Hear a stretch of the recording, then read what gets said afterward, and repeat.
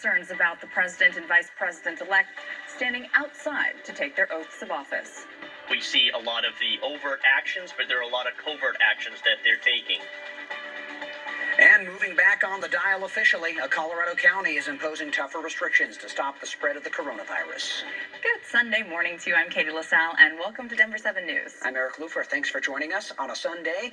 It's going to be very nice out there for a January day, Katie. Yes, Eric. Quite mild into the afternoon. A high of 50 degrees expected in Denver. We started off mostly cloudy, some areas of haze out there, but gradually clearing skies expected with a few flurries possible at higher elevations into our northern mountains through the course of the afternoon, but not a lot of accumulating snow today. Our next chance for picking up some snow for Denver, though, will arrive to start the week. I'll show you that coming up. But currently it's 32 degrees under a partly to mostly cloudy sky. Winds sustained from the south just at 8 miles per hour. Taking us through the rest of the morning by 10 o'clock, high 30s, mid 40s by lunchtime, and a high of 50 degrees. Now, our next snowfall is set to arrive first for the mountains later on today and moving across the plains for tomorrow. Temperatures will take a hit as well. I'll talk you through the snowfall forecast, what we're expecting, when and where, still to come. All right, Katie, happening now. Dozens of Colorado National Guard troops about to head to Washington, D.C. for extra security for President-elect Joe Biden's inauguration. This is a live look right now from Buckley Air Force Base out in Aurora. 25,000 troops from all 50 states will be in D.C. this week. And law enforcement is concerned about demonstrations and violent protests leading up to and on Inauguration Day. We'll keep track of that live picture for you. Tightening security and preparing for potential protests just 3 days before President-elect Joe Biden is inaugurated. Of course, the U.S. Capitol on high alert this morning. The FBI concerned about possible improvised explosive devices and the ongoing threat to political leaders, saying the Capitol siege on January 6th likely emboldened extremists. More than 25,000 National Guard and airmen from all 50 states will be in D.C. this week to protect the Capitol. That's 5 times the number of American troops in Afghanistan and Iraq. That includes at least 200 troops from Colorado who will be flying out to D.C. this morning, when we saw that from our live picture just a few seconds ago. Denver 7 Sean Toll now live to explain what type of security they'll be providing at the Capitol once they take off. Sean? Yeah, Eric, as you saw, the Colorado Army and Air National Guard is getting ready to head out to Washington, D.C. to help provide extra security measures. And obviously this comes in the wake of what took place about a week and a half ago in the nation's capital, as they will be out there with a number of other guardsmen from all these other states, as you were talking about. The guardsmen are helping to provide security around the U.S. Capitol building and on federal land in the nation's capital, and are going to be armed, though at least those that are. Others who will be assisting with D.C. police and traffic enforcement beyond that area are not going to be armed. And the decision to arm the guardsmen was due to security threats picked up by the FBI. And they're also there over concerns over possible explosive devices that could pop up. Our mission here is to protect our people and our property, and so we're going to do everything to make sure that they're successful.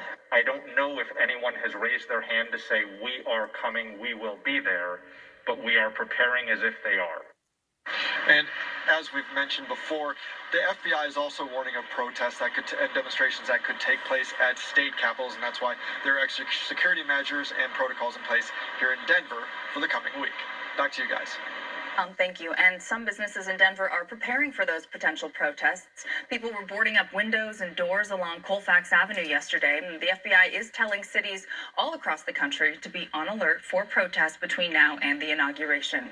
The city of Denver will add fencing, increase screenings, and adjust office hours in anticipation of protests. Additional security will also remain in place at the state capitol, and several facilities, including the city and county building, as well as the Webb building, will be entirely off limits to the public Wednesday and Thursday. You may also notice your area blue mail drop box is missing this week. The U.S. Postal Service temporarily locked or removed blue mail collection boxes all over the country as a precaution. 20 boxes were removed in Denver. The Postal Service says it's common to remove them during protests and large gatherings. Those boxes will be put back after the inauguration. The threats of violence at President-elect Joe Biden's inauguration is raising the question if he and Vice President-elect Kamala Harris should take their oaths of office outside. They are expected to take their oaths outside the Capitol. A former Secret Service agent says law enforcement is taking what he's calling a multi-layered approach in their planning. the Secret Service, working with everybody, all of their law enforcement and intelligence partners, will ensure that Joe Biden, will take the oath of office outside, and it will be safe. And Joe Biden has said he is not afraid of taking the oath of office outside, but his team, they pushed back rehearsal for the inauguration for a day until Monday in order to allow the Secret Service a little more time to prepare. And starting today, you won't be able to eat indoors in Pitkin County. That includes the town of Aspen. The county decided to move back to level red on the state's COVID-19 dial because of a rise in coronavirus cases. A group called Pitkin County Restaurant Alliance is filing a lawsuit, though, over this move. The lawsuit insists there's no evidence that restaurants are to blame for a recent surge in COVID cases, and it claims that doing away with indoor dining, even temporarily, could be devastating to business. The county has applied for the state's 5-star program, but rates need to decline for 2 weeks before it can be approved. Looking at the big picture, though, COVID numbers are moving in the right direction in Colorado as a whole. Our state just reported more than 2,000 new cases. That's down from a small spike in the middle of the week. The number of hospital beds in use is still just above 900, and that number is part of a steady decline since the beginning of November. More than $180 million is coming to Colorado to help fight the coronavirus. The money is from FEMA and will fund testing sites and lab contracts with the state. So far, FEMA has given Colorado more than $330 million in aid. And a reminder from the city of Denver, city testing locations will be closed tomorrow, then again on Wednesday. Those sites are at Paco Sanchez Park, the Green Valley Ranch Pool, the Denver Human Services Building, and at Ruby Hill. So if you do need a test, there are other options available. You can find those right now on the city's website. It's been a confusing and frustrating rollout for the coronavirus vaccine. Still ahead, the questions surrounding whether people should get 1 or 2 shots.